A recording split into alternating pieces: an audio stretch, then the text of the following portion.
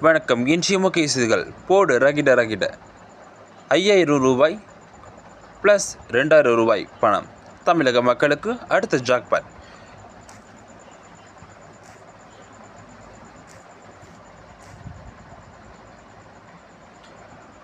(2026) சட்டமன்ற தேர்தல் நெருங்கும் நிலையில் கோயம்புத்தூர் மாவட்டம் தொண்டமுத்தூர் பகுதியில் அரசியல் கட்சிகள் சார்பில் வீடு வீடாக பரிசுப் பொருட்கள் வழங்கப்பட்டு வருவது பரபரப்பை ஏற்படுத்தியுள்ளது. கடந்த வாரம் திமுக அரசு மகளிர் உரிமை தொகையாக 5000 ரூபாய் முன்கூட்டியே வழங்கிய நிலையில் அதற்கு போட்டியாக அதிமுகவினர் சுமார் 2000 மதிப்பிலான பரிசுப் பொருட்களை வழங்கி வருவதாக கூறப்படுகிறது.